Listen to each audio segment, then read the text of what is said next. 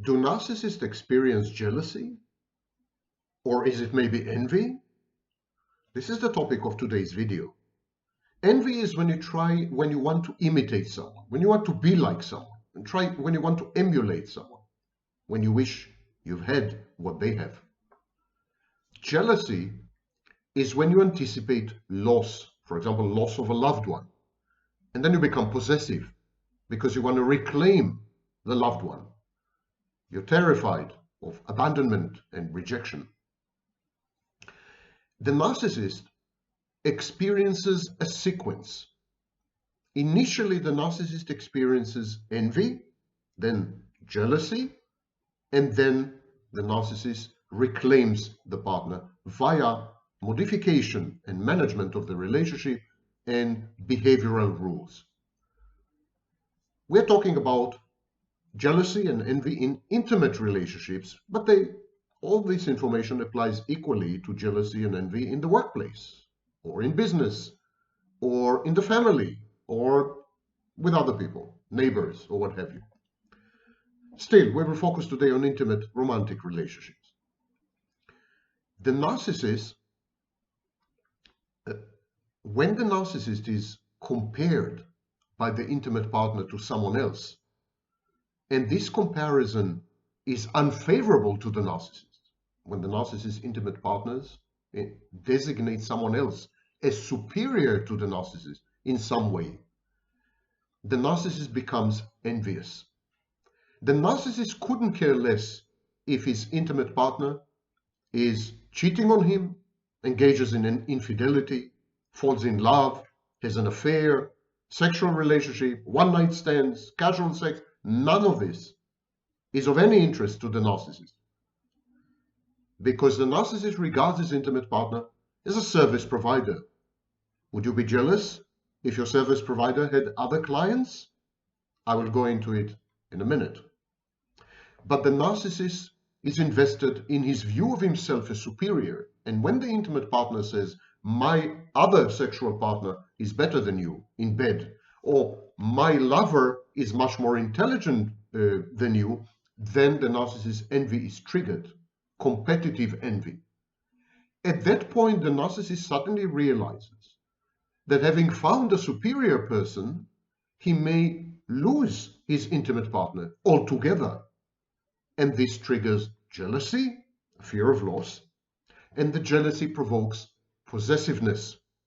The possessiveness, the attempt to reclaim the intimate partner, leads to changes in the rules and boundaries of the relationship, to relationship management issues, and ultimately behavior modification or a dissolution of the relationship. The freedom that the narcissist gives his intimate partner within the relationship is usually highly appreciated by the intimate partner. The intimate partner feels that spending time with the narcissist, being in a relationship with the narcissist, is a kind of sacrifice. She feels that she needs to be compensated for this. And one of the main compensations offered by the narcissist is his indifference. He couldn't care less. Initially, it hurts. The intimate partner finds this very painful. But gradually, she realizes the liberty that she has been granted, and she thrives and flourishes. So the narcissist's attempt to reclaim her backfires in the majority of cases and leads to the disintegration of the shared fantasy itself. And now, let's delve deeper into the different ways that cerebral narcissists, somatic narcissists, and covert narcissists react to the same predicament, to the same situation, when the intimate partner has found someone whom she deems to be superior to her narcissistic or narcissist partner. And how does the narcissist react in these cases? Again, remember, envy, jealousy, reclaiming possessiveness. That's the sequence. Have fun. Are you jealous of someone who has it all? A flashy car, a drop-dead gorgeous girlfriend, money to spare, and intelligence to share. If you're jealous of such a person, you're not actually jealous. You're confusing jealousy with envy. What I've just described is envy. Jealousy is an entirely different emotion. Jealousy has to do with a fear of loss. It's a kind of panic reaction. When you're afraid that you're about to lose something or someone, you're likely to become possessive. And this experience, the experience of this possessiveness, and the experience of the anxiety attached to the anticipated loss, this is what we call jealousy. So from now on, disciples of Sam Vaknin, you will distinguish envy from jealousy. Oh, I envy you. You have me. My name is Sam Vaknin. I'm the author of Malignant Self-Love, Narcissism Revisited, the first book ever on narcissistic abuse. I'm also a professor of clinical psychology. And today we're going to discuss the narcissist's 3 jealousies. Now, I just started by saying that jealousy has to do with the anticipation of loss, and this triggers a sense of possessiveness. I will tighten control over the object. The object could be another person, could be a possession of some kind, material possession, whatever it is. In this particular video, I will discuss romantic jealousy. So it's another person. The instinctive reaction when you foresee some kind of loss is to tighten your control, to monitor, to supervise, to spy, to establish rules of conduct, boundaries, to punish for misbehavior, etc., etc., to create a constricted, restrictive and constrained environment, whereby it's much more difficult to betray you, or to walk away, or to abandon you. This is a healthy person. As usual, the narcissist version of jealousy is a travesty. The narcissist jealousy is reactive to threats to his locus of grandiosity. Let me explain this. A typically healthy person would anticipate the loss of, shall we say, his wife, because she is flirting with someone. And then he would become possessive and jealous. He would set terms and conditions and boundaries, and if she does not comply, there would be consequences. That's a typically healthy response. The narcissist couldn't care less about other people, because the narcissist is incapable of perceiving the externality and separateness of other people.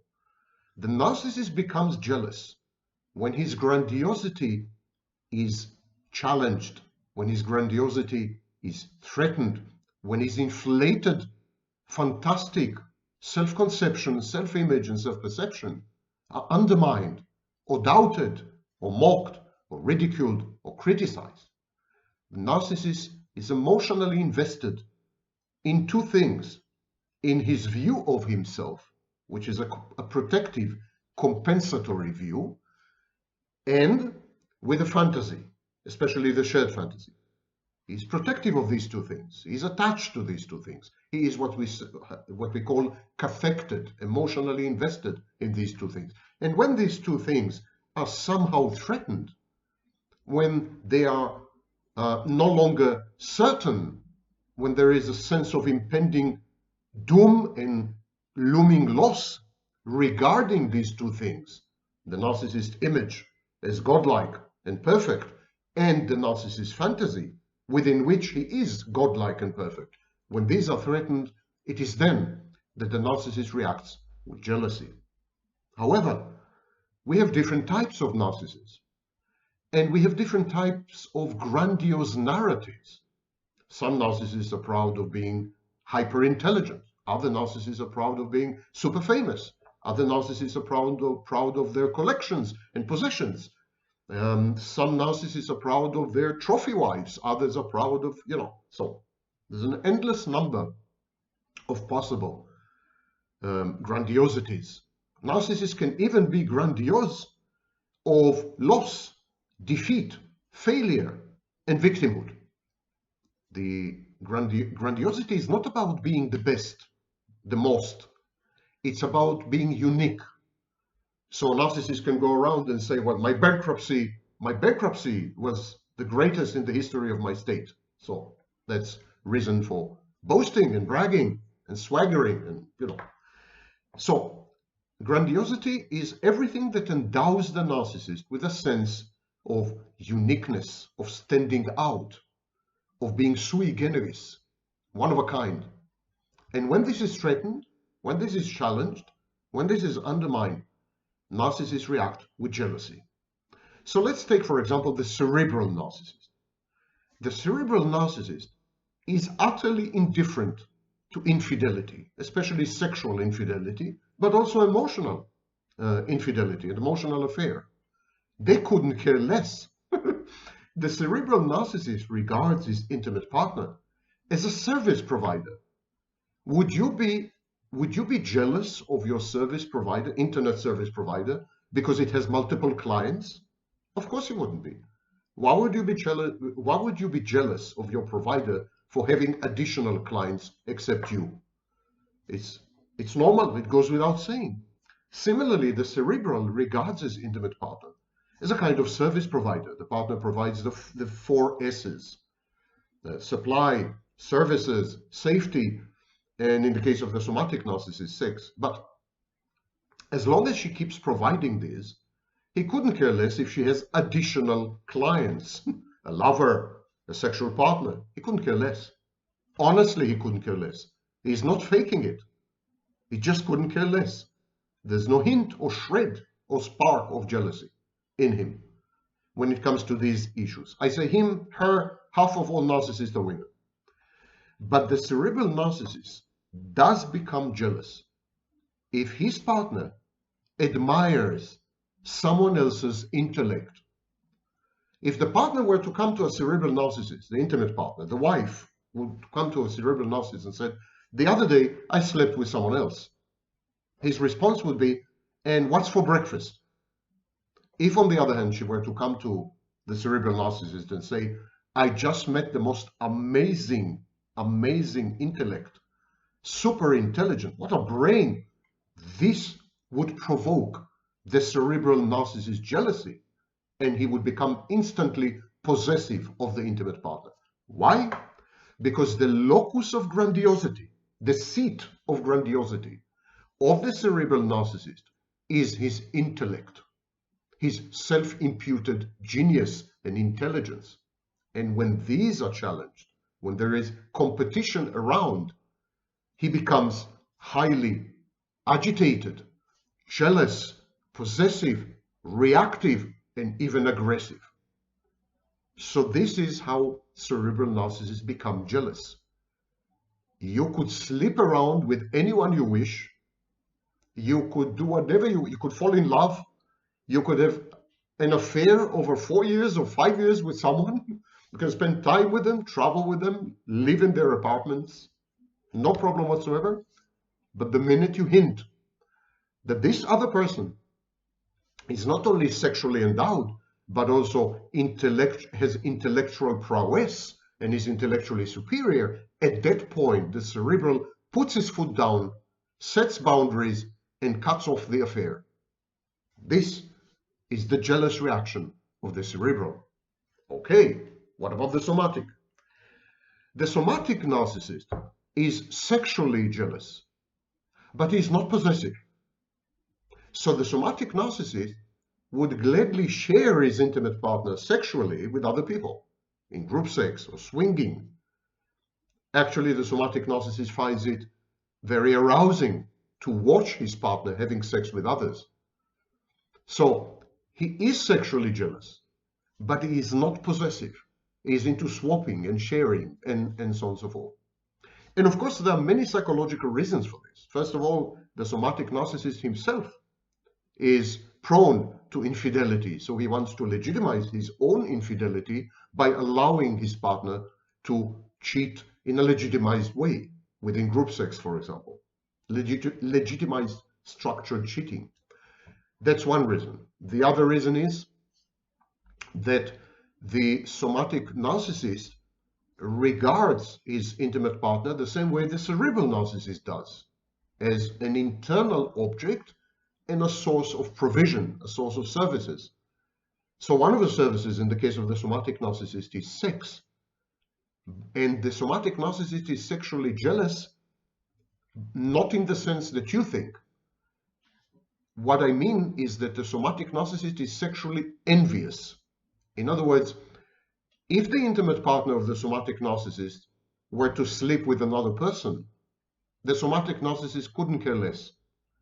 But if she were to compare sexual performance and sexual endowments and sexual assets between the somatic narcissist and her lover, this would trigger sexual envy. So the somatic narcissist is reactive to any comparison which casts in doubt his sexual prowess, his irresistibility, his attractiveness, his drop-dead gorgeousness, and so on.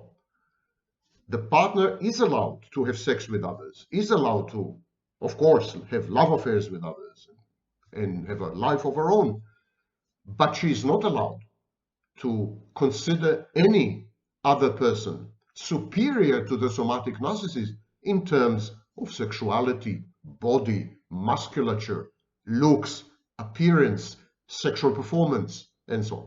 Again, you see, the locus of grandiosity is crucial. The cerebral favors his intellect and his intelligence as the tools to obtain narcissistic supply. He is invested in the belief, or shall I say the delusion, that he is a genius and therefore deserving of accolades and special treatment. So when the cerebral narcissist is challenged on this front, when his intimate partner says, I've met someone who is more clever than you, more intelligent than you, smarter than you, more insightful than you, more analytical than you, he reacts with intense jealousy. He becomes possessive and he reclaims his intimate partner.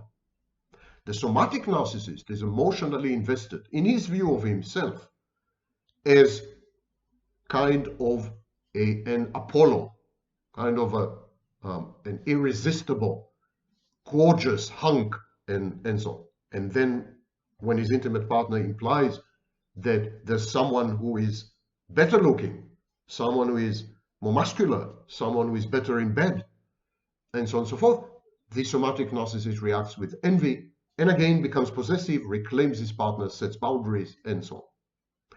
Finally, the covert narcissist. Covert narcissist is insecure. Covert narcissist fears loss because the self-image of the covert narcissist is compromised. There is an internalized bad object within the covert narcissist. There is what Adler called the inferiority complex. The covert narcissist feels simultaneously inferior externally and superior internally.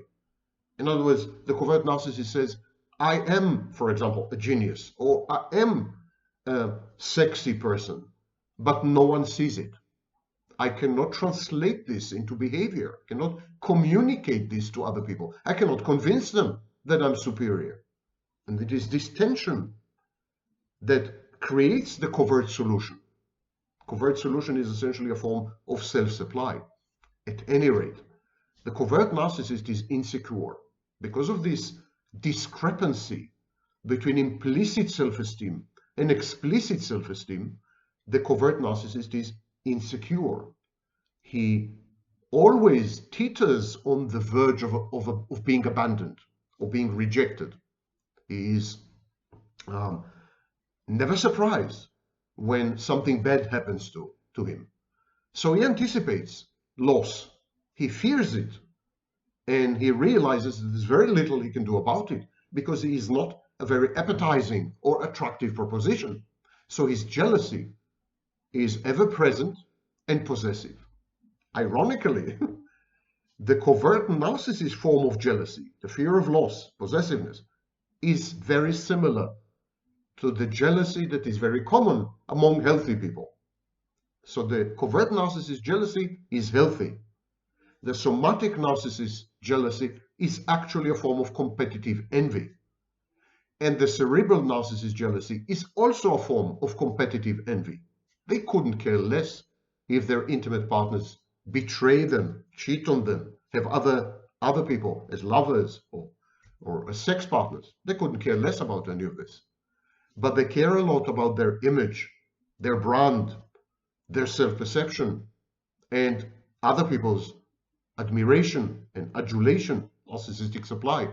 So they're invested in this. And when the intimate partner hints that she has found someone superior in any way, intellectually with the cerebral, sexually with the somatic, they wake up. They try to reclaim the partner. They set boundaries. They're strict. They enforce rules.